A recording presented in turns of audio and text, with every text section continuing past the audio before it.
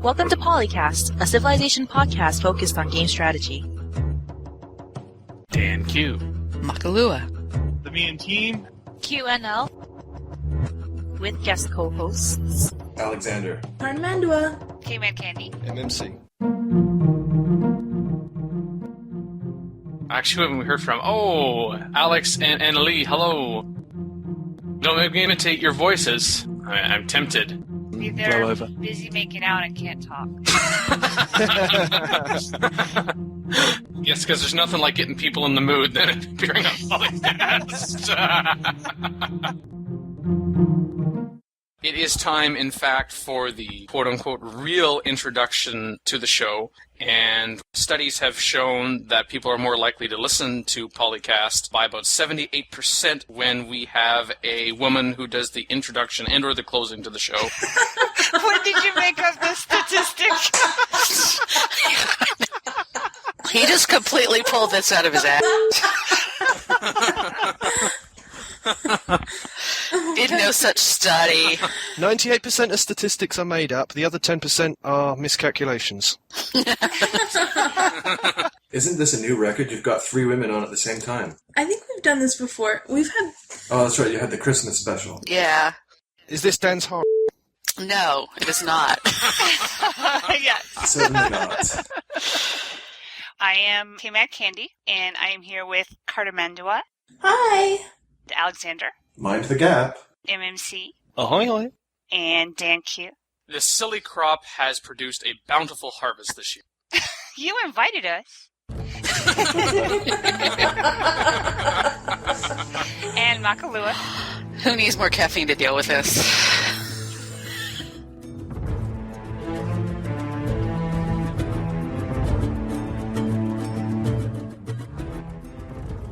In the Senate, we talked about if and when you should ever delete a unit.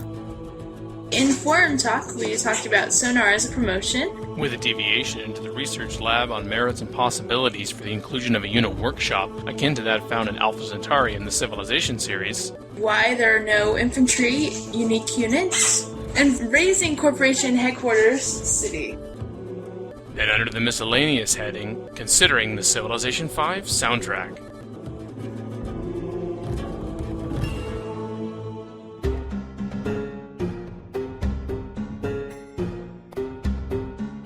Welcome to the Senate, where we discuss game strategy.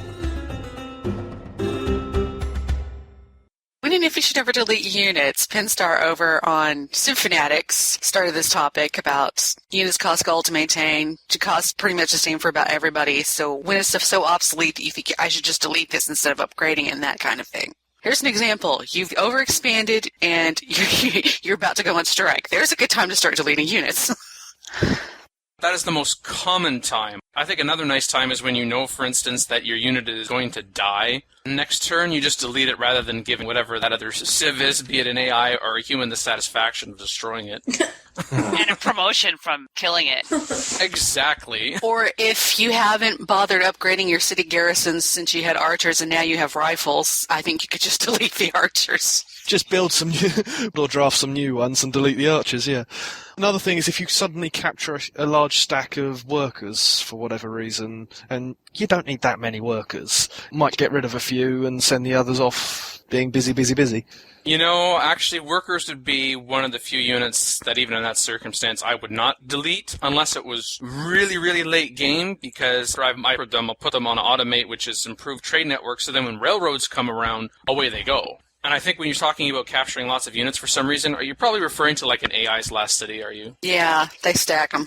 Or when you make the first move in the attack and they're going around with stacks of workers and you suddenly go, nom, and you realise, I don't need that many workers. There's no such thing as too many workers. I was about to say, I don't know if I could ever say that. There certainly is kind of a split in this thread in the sense of deleting a unit, whether you delete a unit because it's going to be too costly to upgrade, but then there's the consideration of the hereditary rule government civic, which of course the +1 happy per unit, and if you're relying on that, then those obsolete units are great. Once you're past that and you've got representation or beyond, then that's less of an issue. Like universal suffrage, maybe, yeah. Yeah. Yeah, that's when Dan can't get rid of that stack of warriors in his capital. Sometimes if you've got a large enough stack of warriors, even against rifles, it's sometimes you just send them off against a city. You know they're going to die, but they might take a few with them. Yeah, with the AI, they can be good cannon fodder, and you can send them on their way to get the AI to take their stack and go after it to kind of distract them. Also, they might not kill the enemy AI, but as the AI rotates out to bring the strongest one to the front, you can at least beat down each one by a little bit before your warrior dies, and then you've got your stronger stack that comes in and mops up. And I think with the thing about, also, just to go back to the point Mackie said at the beginning about, looks like you're going to be going on strike if you don't delete those warriors.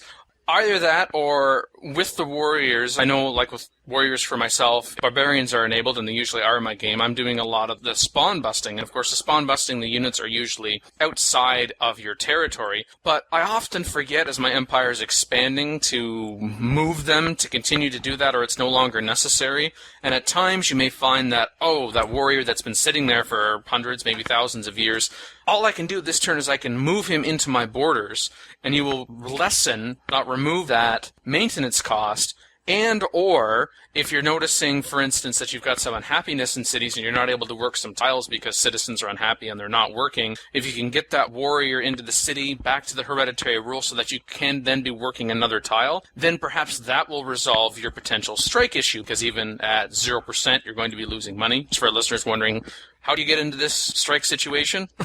Usually from overexpansion, but it can also happen if you especially defy Apostolic Palace resolutions. Alki had said that I often use Great Merchant's Gold as a way to upgrade my whole army in one turn. That can be fun. However, you'd probably have to have successive Great Merchant missions to get enough gold to upgrade potentially all of the warriors you have in one turn. It also depends on the era. Like a warrior to an infantry unit, that can get expensive. Yeah, it's really easy to upgrade when you don't have a stack of Doom to also upgrade. Forwards, bring back Leonardo's workshop. Yes. Well, if people are pining for Leonardo's workshop and don't want to go back to Civilization 2, you could go over to the console world and play Civilization Revolution. But that only works once. Once is better than none.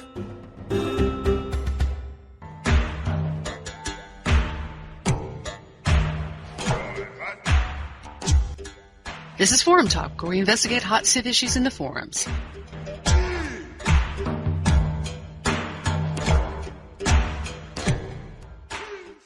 Well, heck, I'd like to see them implement something like Alpha Centauri's customizable units, like where you've discovered the weapon. Definitely. And so you equip whatever weaponry you want on the soldier, and then it tells you what you have. Like, I don't know, you discover the rifle, and so then you can go to all of your musketeers and retrofit them with rifles. Using the promotion system, mixed units as well would be interesting. So Absolutely.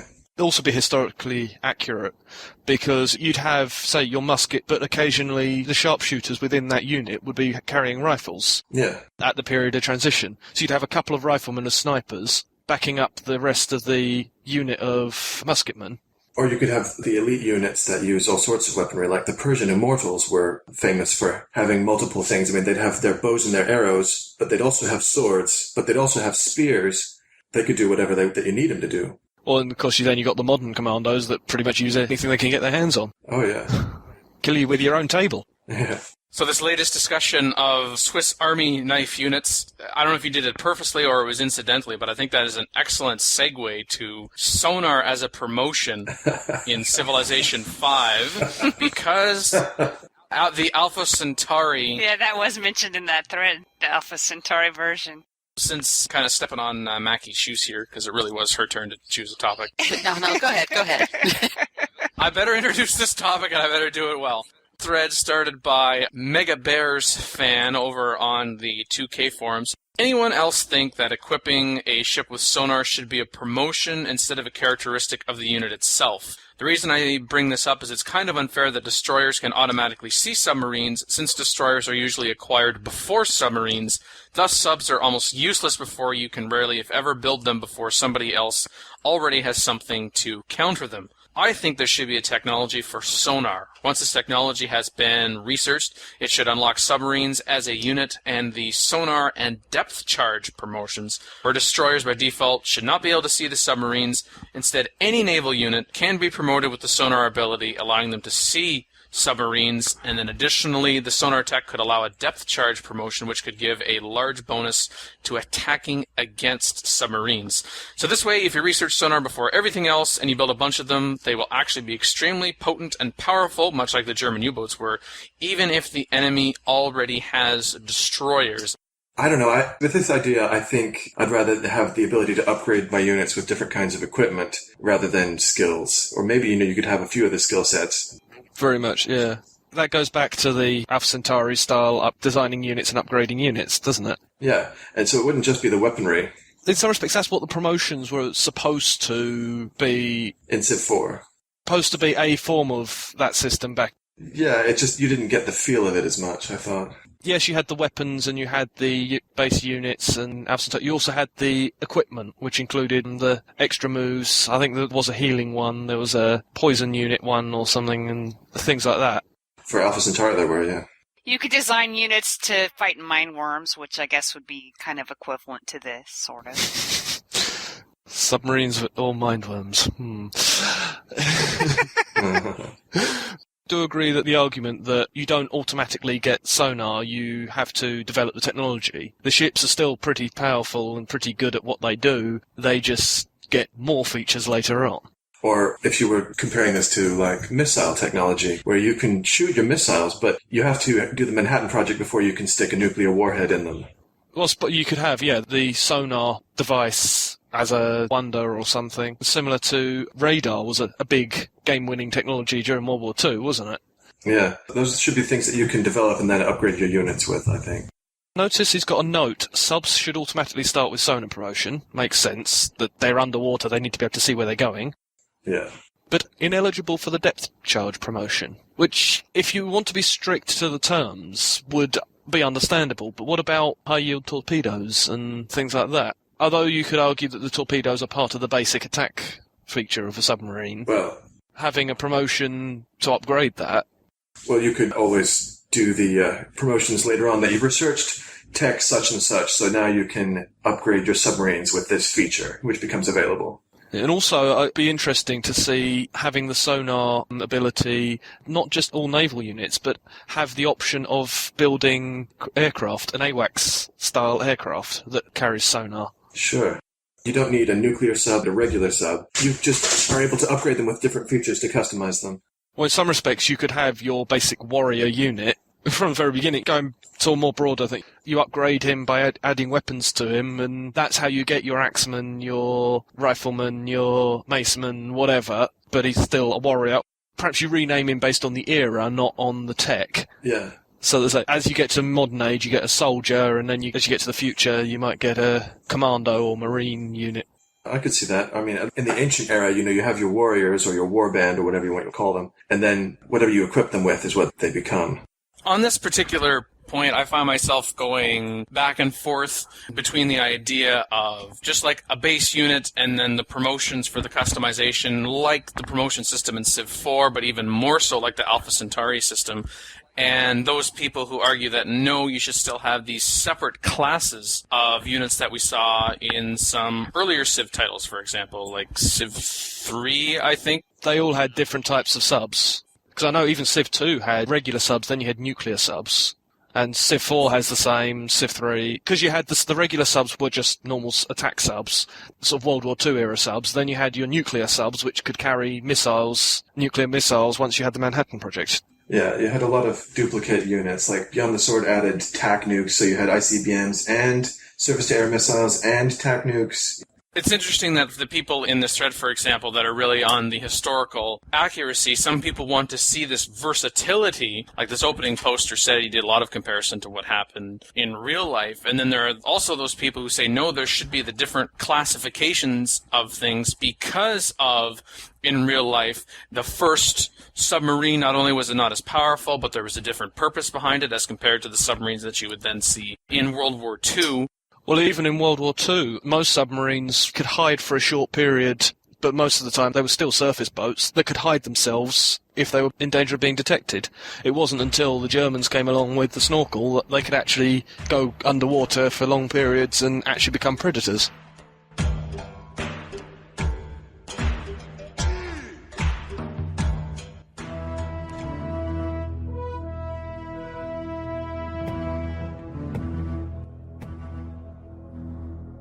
Come on into the research lab where we explore concepts that are not in Civ yet, but maybe in the future.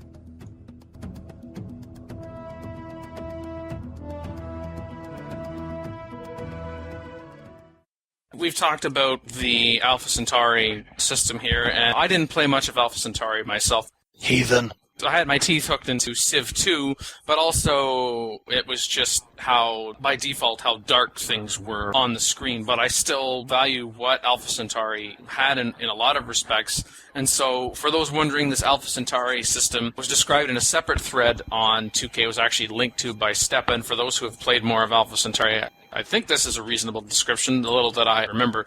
So instead of a single technology equaling a new unit, Alpha Centauri did a little differently. We've heard that a new technology unlocking of a new platform, and if I recall correctly, Galactic Civilizations from Stardock is similar in this respect too. You didn't unlock units, you unlocked components of units, which you then built up blueprints and built up your own combinations from that. And it would provide a new name for the unit based on what you'd upgraded, and you could even customize that yourself if you preferred. Stepa says in Civ terms, this would be a person on foot, a person on horseback, cannon, etc. Each platform had 5 or 6, he says, if memory serves, slot that could be updated, such as a weapon, armor, power unit like health or special abilities, amphibious, and so on.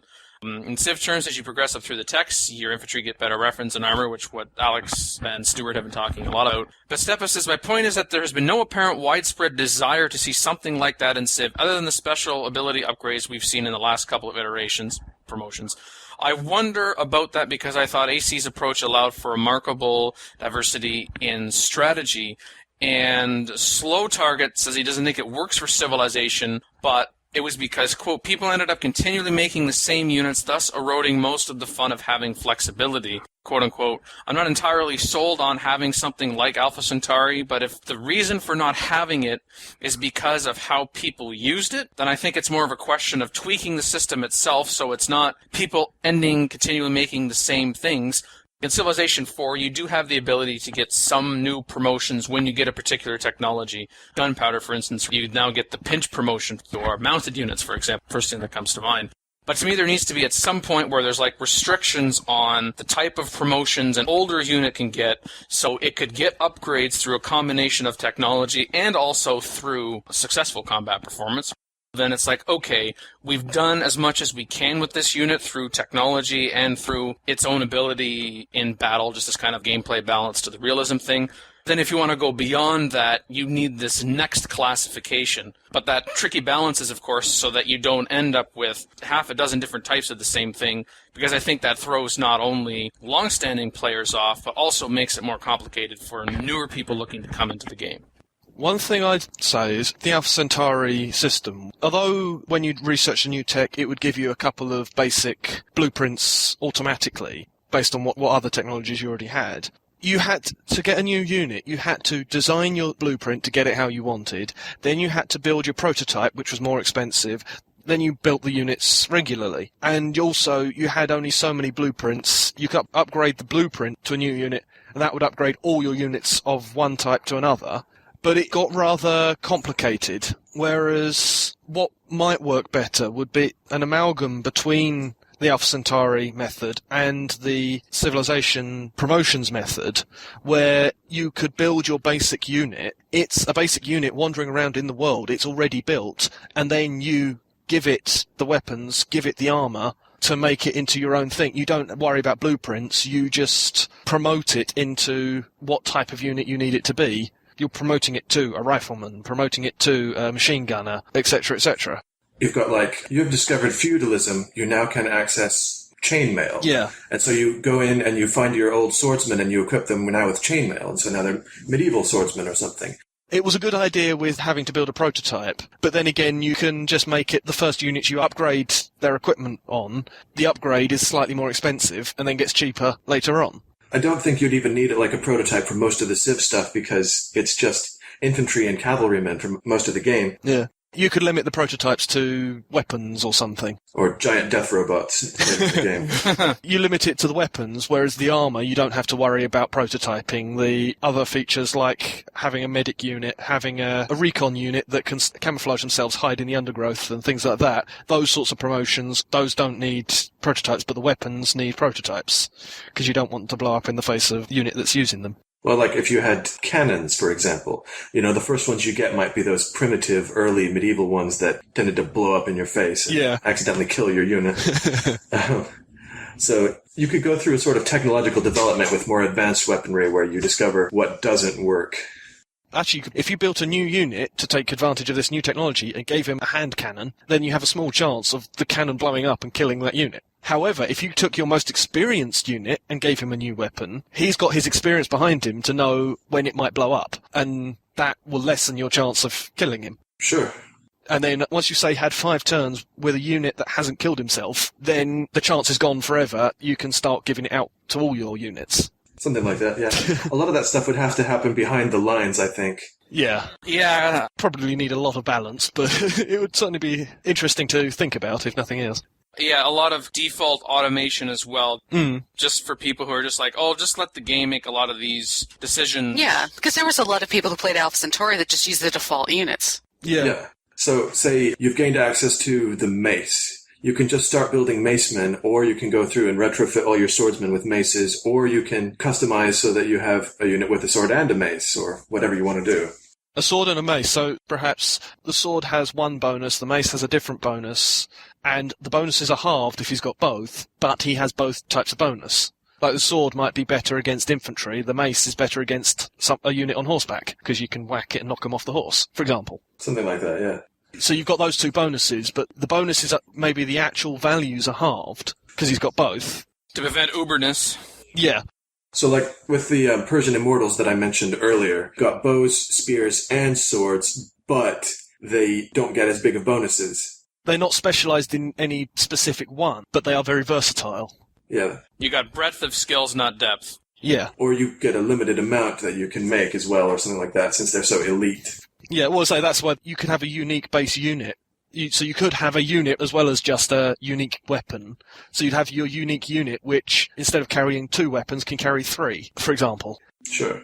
I think that is actually playing in very well to Pro Cylon's post in this thread. By your command.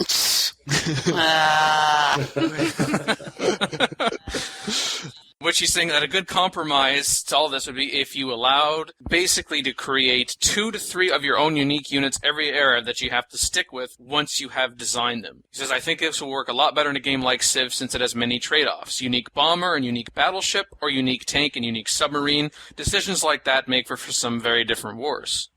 Yeah, using the blueprint system or the promotion system, you design your unique unit, you lock that down, and then you can quickly produce those cheaply, and they're automatically promoted up to the unique unit level, but you're locked at that as your unique unit. You making it unique makes it cheaper for you to produce that type of unit. But you've used up one of your unique slots. Yeah, what was I say? But the thing is, because you custom design it, another player could custom design the same unit. But if you've declared it as your unique unit, it makes it more expensive for them and cheaper for you to produce that, perhaps.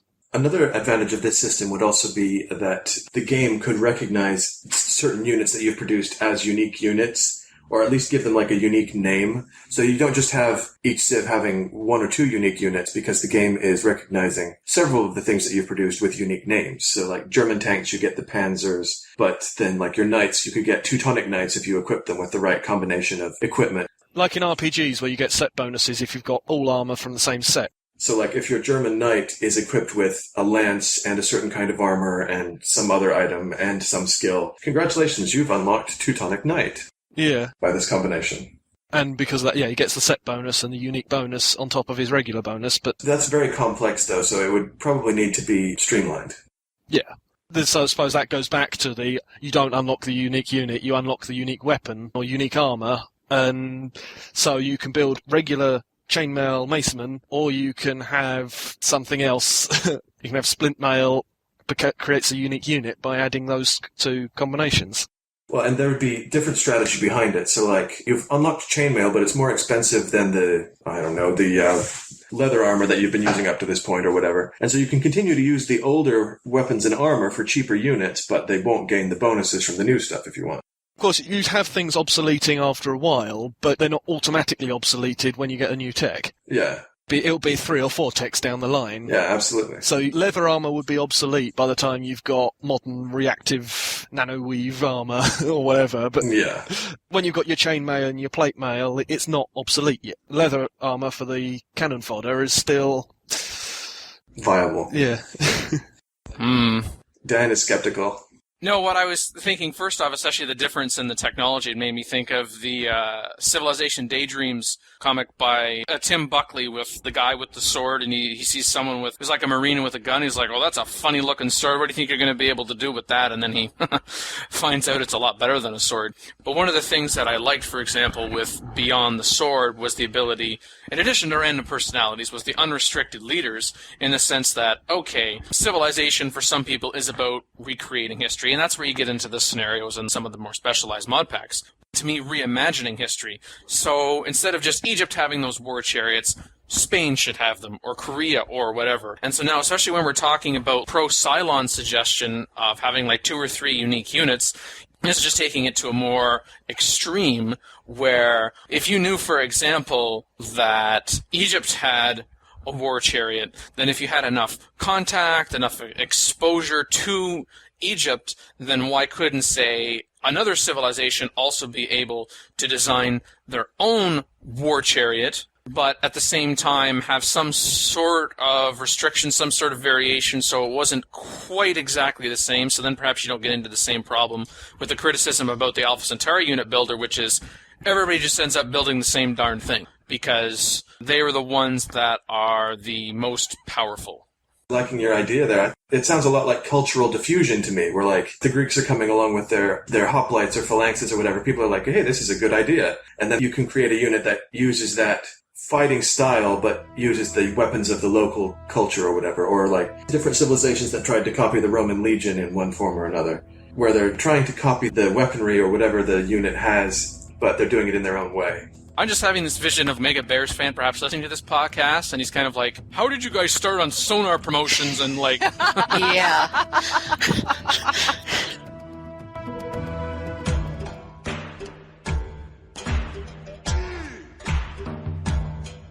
Why is there no infantry unique unit? Because nobody bothered to go through and check. Well, there's also no longbow unique unit either. That's true. I thought there was.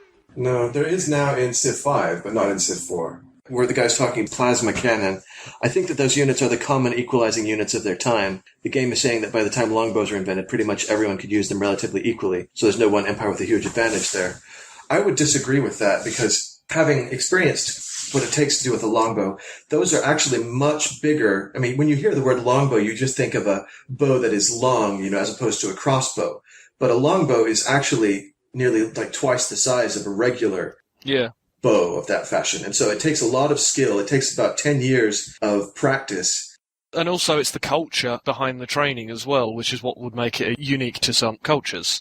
Well, essentially it was unique to the different cultures in the British Isles, whether it's English or Welsh. There used to be a law in England where every Sunday, every man capable of bearing arms had to practice longbow training.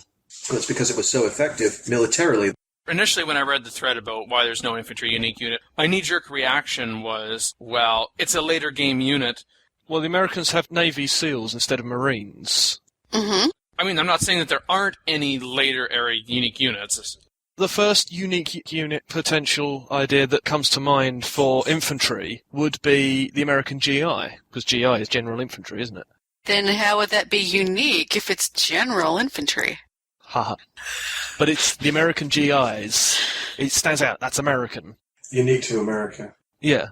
Well, it goes back to that thing that they don't want to waste the unique unit on something late in the game that nobody's going to use. But then if you have multiple unique units, like in Civ5, that's no longer a problem.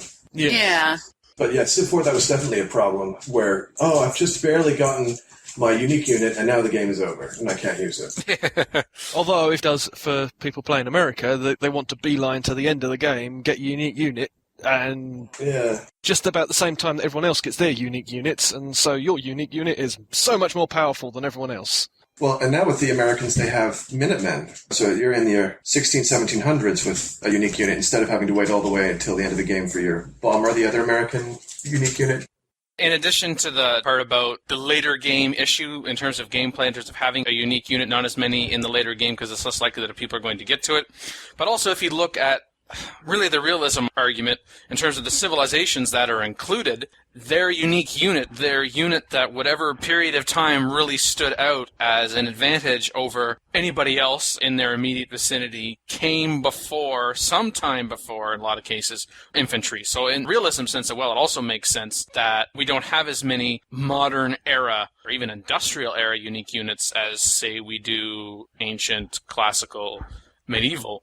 But it is interesting, especially when Aunt Jemima, I love your maple syrup, who started this thread, and now I want pancakes. Thanks a lot. Listing all of the unique units and what it's replacing and the whole for both infantry and longbowmen. I never really thought about it before when it was presented like that. I was just kind of like, huh. I guess maybe it also goes back to when we're talking about, okay, let's not think about this is the civilization. Let's try to find a civilization where you could have a unique unit for infantry. You're thinking about maybe the realistic, the historical timeline when that unit appeared. Okay, what was the equivalent, the general equivalent of other civilizations around it, either at the time or when that civilization itself got to that level of technology, if there was a slight difference. I think also with the infantry, it's just a matter of the fact that by that era, communication had become so advanced that everybody was using the same form of technology. World War II, there really isn't that much difference between an American with a gun and a helmet and a German with a gun and a helmet. Japanese guy with a gun and a helmet. Well, the salute would be different. Well, but the way the unit functions, they're all infantry. Yeah. Although it was very much the American whole GI standard brought out the whole concept of you just have your standard infantry unit. They got standard issue weapons, standard issue armor, standard training, rather than having one unit specializing in one thing, another unit specializing in another thing. You just have your generic infantry that just goes out there and fights. And it was the GIs that were one of the pioneers of that concept in modern warfare. And that's where you get the whole idea of this modern infantry unit. In my opinion, that would be the argument for making the GI as a unique unit because they were the first. I guess. Whereas everyone else just gets the copy. That's getting back into the whole cultural diffusion idea where everybody else is copying what one civ does. Yeah.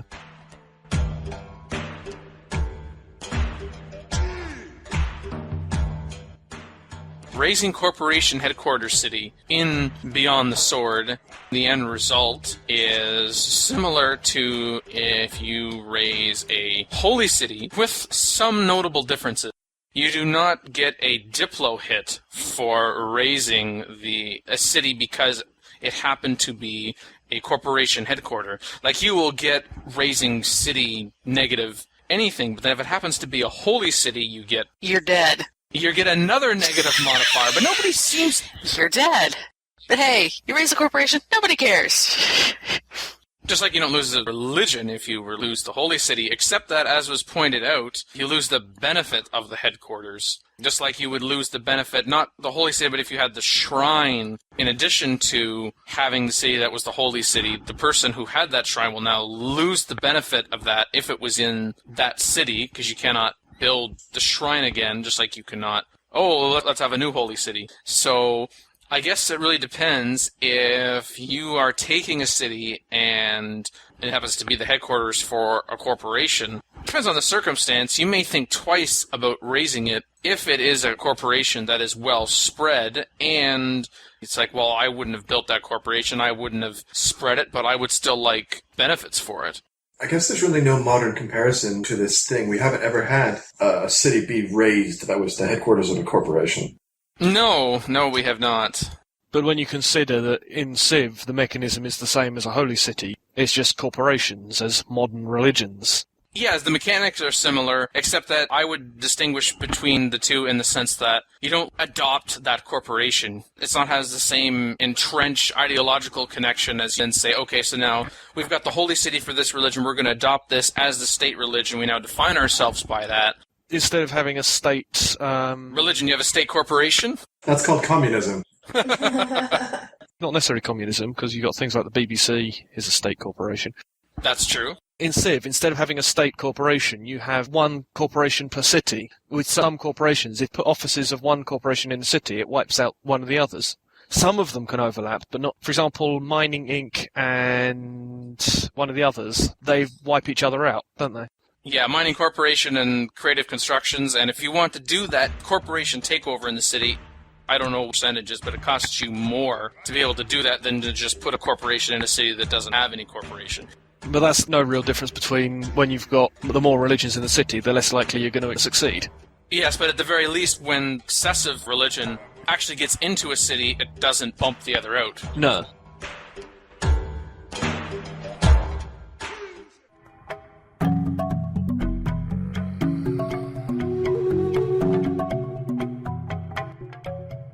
Listen to the CivV soundtrack because it sounds cool. I checked it out a little bit. Yeah, it was actually released by Jeff Knorr from Firaxis on his website in the middle of August. I was actually surprised they were releasing that much, the full versions, and more than a full month ahead of release. The opening menu theme reminds me more of a 19th century orchestral piece as opposed to the more understandably gospel sound of Baba Yetu of Civilization 4. I like the Civ 5 theme. I like Baba Yetu more, but I still like what I heard. Yeah, it seems like it fits a lot with the whole Art Deco artistic scheme. Yeah, definitely. So, although you said 19th century, you could push it forward to 1920s sort of era, which would fit with some of the rest of the theme of the game. Yes. And some of the lighter pieces look more jazzy from that era as well. Sure. Well, what does really show up in this music, though, is the fact that it's actually been done by an orchestra. Yeah. Yeah, the Prague Philharmonic for some of it, and sampled instrument orchestra, and which is presumably a studio-based orchestra. I noticed also on the same website there are unreleased music which has not been used in games, but it's generic area-related. And specifically this unreleased music, he's also indicated that this was composed for Firaxis. Mm. It's not yet used in the game. And it actually looks like this is his first music for a game. Yeah, it looks like it's portfolio stuff that they can use. This is the idea we're going for in this game, and then they can go and get a longer, more professional piece developed from an orchestra or something. I was actually pretty thrilled when I saw that they were going to be doing the regional soundtracks. That was something that I had been advocating for a while, and so it was very reassuring to see that they had decided to do that. So that, when you're on the different kind of regional turf, you're going to get a different ambiance, which is pretty neat, I think. Or like if you're playing as Egypt, you'll get more Middle Eastern stuff than if you're playing as China, where you get the Far Eastern stuff, and so forth. And this unreleased music had me think of some of the music from Civilization 3. Not necessarily the style of music, but the fact that it was by region, because we know that with Beyond the Sword that included a lot of the Civ 3 music, which is one of my favorite things about Civilization 3, actually. The music? Yes. Yeah. It actually says on his bio that he joined Firaxis in 2008. I'm quoting, "It's his first experience working in the video game industry besides doing a vocal score transcription of Civ 4 Beyond the Sword." That was quite the tall order, I think, especially on the heels of Baba Yetu from Christopher Tin. Yeah. As Dan mentioned, I think Baba Yetu really set the bar very high for Civ soundtracks. So I guess I wouldn't expect him to be able to top it right from the start, but I think he's done a very good job, all things considered, based on what I've heard. It definitely stands up well along with the rest of the music in Civ 4. Baba Yetu on its own probably still is the top in my book. Yeah.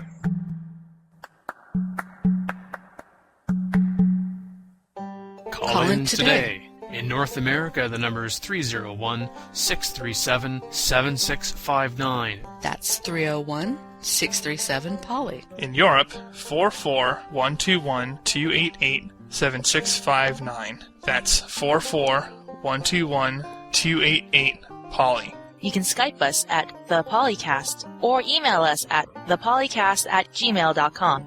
The only thing worse than being talked about is not being talked about.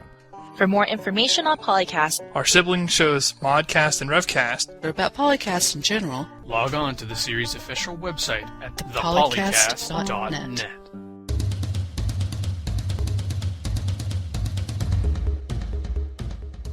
Dumb knock jokes that make your nose bleed. First off, the marketing, I was like, I'm clicking on that thread. I want my nose to bleed. I have to say, the only ones that I really liked were in the opening post. Let me guess, because this one involves watcha.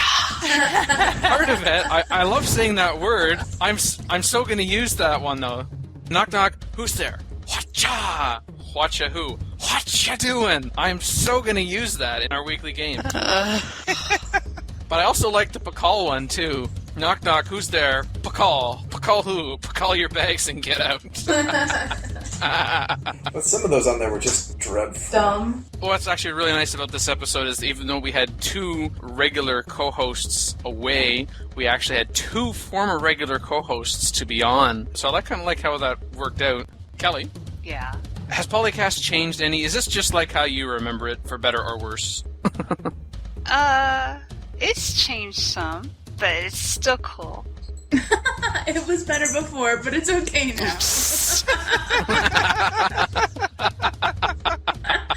But she's saying it was better when she was on than it is. It's just minus me, therefore it's less awesome.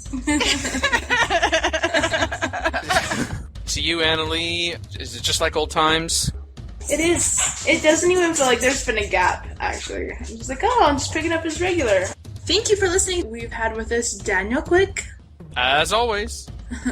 KMadCandy. Bye. Makahlua. Bye. MMC. Time to go into hiding. Alexander. You lose, you get nothing. And myself, Cartimandua.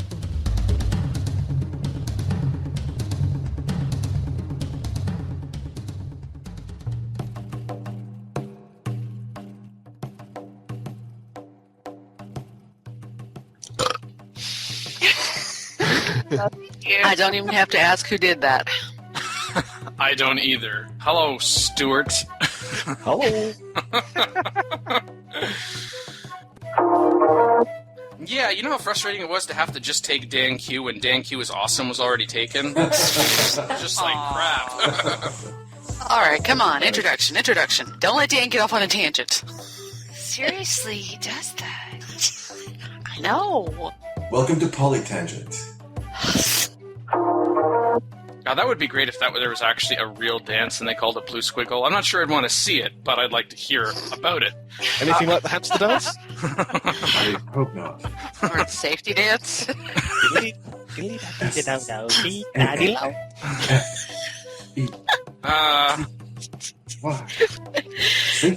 dance. Once. Dun, dun, Can go where we want to. I'll run behind. If you know friends, don't dance, no friends of mine. Sorry, I said Greg Nor, and it's actually Jeff. Oops. Jeff with a G, though, right? Yes, Jeff with a D. Good job, Dan. Good job. Jeff with a D, D-J-E-F-F, Jeff. The D is silent. Okay, thank you. You may now introduce the topic. I thought I just did. You gotta talk about who the opening poster is, what the opening poster is saying. I have to read the thread for that. Oh no, Size has to read? But I'm on the interwebs. No, it's interwebs. Eyes can't has text. Interweb tubes. The inner tubes. Too long didn't read. That pretty much sums up the internet. Because there's that whole part there that I missed of what you had been saying. That's going to sound great in post-production. People are like, how come people are listening to half of what they're saying? What a bunch of jerks. Or, he just said that. Well, hello, why are you repeating it in different words? Geez, Stewart, you and your conspiracy theories. You have discovered conspiracy theories. What have you? Most of the noise from the dog actually happened when other people were speaking, so Dan can edit that out.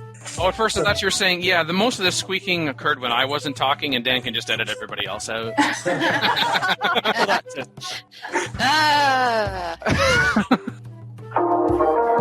Man, does somebody have to be voluntold? Yeah, I already did one. Everyone, well, except Alex, since he's AFM, away from microphone. Ooh, it's my new acronym. I'm trying to spread it around. AFS, away from sanity. I'm permanently there.